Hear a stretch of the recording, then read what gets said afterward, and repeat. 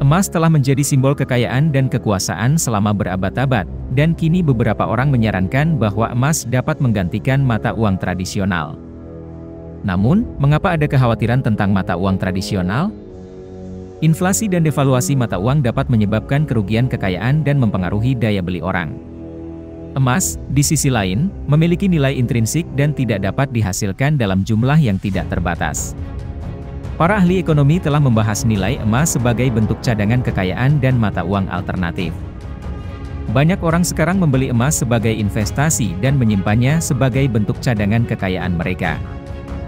Dan beberapa toko dan perusahaan bahkan menerima emas sebagai alat pembayaran. Apakah masa depan mata uang akan melibatkan emas sebagai pengganti mata uang tradisional? Hanya waktu yang akan memberikan jawaban atas pertanyaan ini.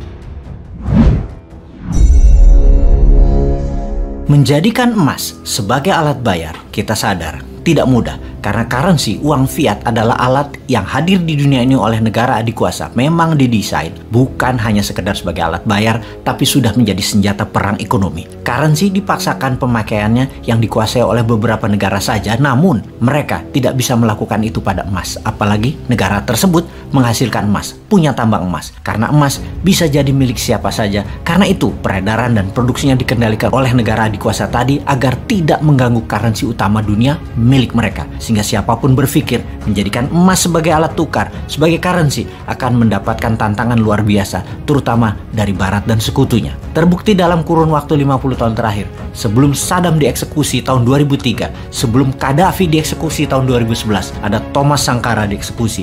Sebelumnya, Sylvanus Olympio dari Togo juga melakukan perlawanan terhadap Prancis akan menggunakan kekuatan currency Togo berdasarkan emas, juga dieksekusi. Bahkan tergulingnya Pak Karno oleh CIA adalah bagian dari rencana besar Pak Karno menguatkan rupiah berbasis sumber daya alam dilibas oleh CIA. Kembali ke 14 negara Afrika ex-jajahan Perancis yang nilai ekonominya mendekati 3 triliun dolar, yang setengahnya dipegang Perancis kekayaannya. Tidak akan membuat negara-negara Afrika tadi menjadi kaya. Karena itulah peluang Tiongkok masuk menggunakan bukan uang yuan, tetapi strategi currency. Pakai jual barang, pakai gedung, pakai jalanan, pakai jembatan, pakai pelabuhan. Dan ini soft power berikutnya yang ngerjain Afrika. Keduanya, cara currency IMF atau francophone versus barang Tiongkok, proyek Tiongkok, itu sama saja. Mau ambil sumber daya alamnya. Pinternya Tiongkok tidak konfrontatif. Yang diambil sisa-sisa Perancis, sisa-sisa penjajah, sisa-sisa Amerika.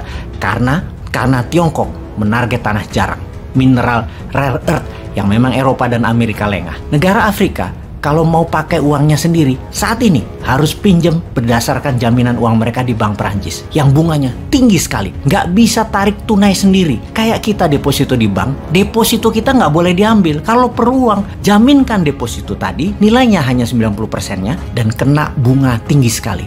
Jadi kepikiran untuk printing money yang nggak boleh negara itu. Pejabat keuangan di negara 14 Afrika itu semua didikan Perancis dan ikut maunya Perancis. Semua pejabat itu adalah SPG-nya Perancis dan itu keharusan. Pernah mantan pejabat Perancis, Jacques Chirac, mengatakan tanpa Afrika, Perancis tidak sekaya sekarang dan akan hilang kekayaannya tinggal sepertiga. Chirac mengakui uang terbesar di bank Perancis adalah kekayaan negara benua Afrika. Jadi sesungguhnya benua Afrika adalah benua yang kaya yang dieksploit oleh bangsa Barat dan sekutu. Bayangkan, siapapun pejabat yang baru menjadi penguasa di wilayah Frankafrik harus menggaransi perusahaan Perancis di sana tetap jalan dengan stabil dan selalu mendapatkan prioritas untuk mengeksplorasi sumber daya alam Afrika seperti berlian, uranium, minyak, dan gas bumi. Jumlah perusahaan Perancis itu ada lebih dari 1.100 perusahaan dan ada 2.100 anak usaha perusahaan tersebut dalam 40 tahun terakhir bercokol di Afrika, menyedot kekayaan alam Afrika. Semuanya punya hak first right to refusal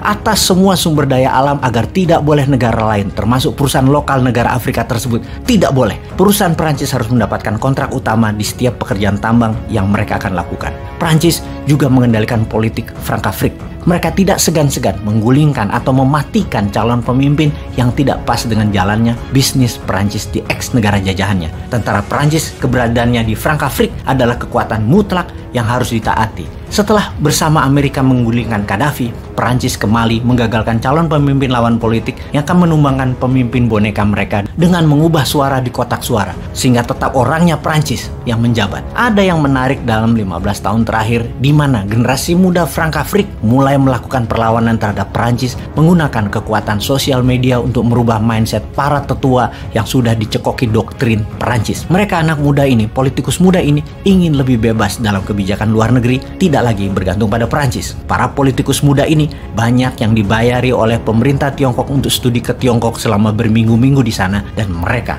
terpesona dengan Tiongkok. Sejak tahun 2014, Frankafrik mulai dimasuki Tiongkok yang melakukan soft power perlahan dengan membangun apa yang Prancis tidak bangun, seperti jalanan infrastruktur, pengadaan listrik power plant, pelabuhan laut yang kita semua tahu. Kebutuhan itu semua yang paling membutuhkan adalah Tiongkok sendiri, karena barang-barang Tiongkok yang tersisa, yang murah dibuang ke Afrika, perlu sarana pelabuhan, jalanan, dan bangunan yang ditanggung oleh negara lain hutangnya. Semua Tiongkok yang membangun. Selama 15 tahun, Tiongkok sudah membangun lebih dari 8.000 km rel kereta api, membangun 5.500 jembatan, membangun lebih dari 51.000 km jalanan, 45 pelabuhan, 200 rumah sakit, yang membuat Presiden Prancis saat ini, Emmanuel Macron, kaget mulai mencari muka Frankafrik dengan banyak mengembalikan artefak Afrika yang dibawa ke Prancis, dikembalikan lagi ke Afrika, mulai melonggarkan pinjaman ke Afrika pakai bunga rendah, dan mengembalikan lebih dari 15% uang Frankafrik dari Bank Sentral Prancis ke negara Afrika tersebut yang tadinya di atas 50%-an menjadi sekitar 30%-an uang devisa negara Afrika tersebut. Macron juga minta maaf atas genosida di tahun 1994 di Rwanda, bahkan sampai mengunjungi Rwanda untuk secara terbuka meminta maaf kegagalan Prancis kala itu. Kemudian CFA franc digantikan oleh ICO, currency baru, walau masih dikunci dengan euro, namun sudah agak longgar. Prancis mulai berubah. Intinya Afrika sudah dihabisi sumbernya oleh Eropa. Kemudian masuk Tiongkok. Kalau Indonesia kapan? Indonesia sebentar lagi akan memainkan peran dengan gold payment systemnya. Sebentar lagi, sabar ya.